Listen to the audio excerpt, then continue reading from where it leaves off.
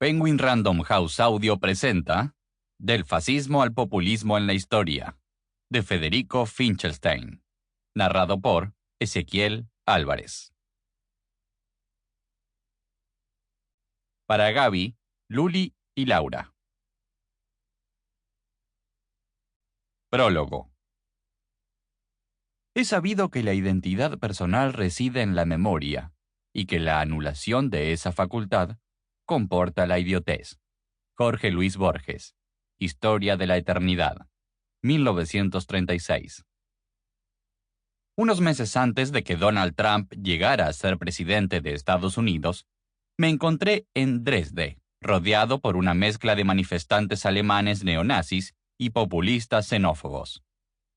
Había viajado a la ciudad con mi familia para dirigir un seminario sobre fascismo y populismo en la universidad local.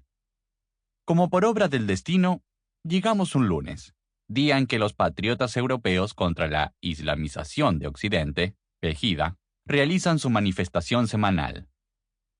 Estábamos rodeados de banderas racistas y rostros furiosos. Literalmente, uno de los ejemplos más extremos de populismo actual se interponía entre el hotel y nosotros. En ese momento, mi hija mayor, que entonces tenía 8 años, preguntó: ¿Esos son los nazis que mataron a Ana Frank? El año anterior habíamos visitado el Museo de Ana Frank en Ámsterdam, y la historia la había afectado bastante. No, le contesté, no son los que la asesinaron, pero estos neonazis están contentos de que la mataran. La identificación de los neofascistas y populistas de extrema derecha con ciertos movimientos del pasado ha reformulado el legado dictatorial del fascismo en distintas épocas democráticas y es central para la comprensión de las conexiones entre el pasado y el presente. Con serenidad y en español les aseguré a mis hijas Gabriela y Lucía que no nos pasaría nada, porque en una democracia lo que puede hacer un adepto violento tiene límites.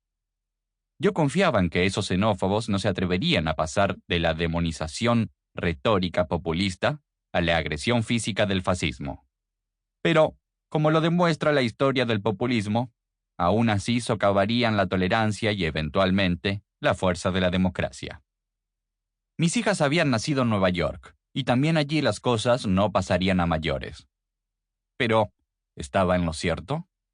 A su edad yo había vivido en la Argentina, bajo una dictadura militar, y recuerdo que entonces habría sido muy peligroso hacerles a mis padres ese tipo de preguntas en público. Y en medio de una manifestación de militares profascistas, mi familia y yo sin duda no habríamos podido caminar y hablar libremente.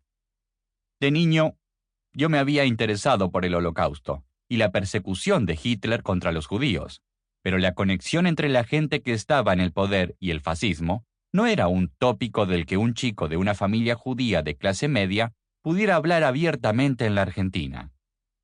Había desaparecido demasiada gente. Pero, como muchos otros ciudadanos, hago esas preguntas ahora, cuando los populistas ocupan el escenario global. El primer régimen populista moderno nació en la Argentina, no en Estados Unidos. Pero últimamente es la primera potencia del mundo la que enarbola su poderío populista ante el resto del planeta. Es algo que muchos norteamericanos, la mayoría de los académicos de las ciencias sociales incluidos, habían creído hasta entonces imposible. Yo vivía en Estados Unidos desde 2001 y había oído decir a menudo que ni el populismo ni el fascismo pondrían jamás un pie al norte del Río Grande. Sin embargo, en especial ahora que el populismo se ha apoderado de Estados Unidos, la historia global del fascismo y el populismo brinda lecciones clave que deberíamos tener presente mientras entramos en una nueva era de populismo en América del Norte y otros lugares del mundo. Si remitimos el populismo a su historia global, puede que entendamos mejor lo aparentemente inesperado. Este audiolibro estudia las conexiones históricas entre el fascismo y los que están en el poder en el contexto de las democracias populistas. Como otros historiadores que dedicaron sus vidas académicas a estudiar el fascismo y el populismo, siempre he pensado que estudiar el pasado podría echar luz sobre el presente. Y en las últimas 2 décadas he trabajado mirando hacia atrás para comprender las relaciones problemáticas entre fascismo, populismo Sample complete. Ready to continue?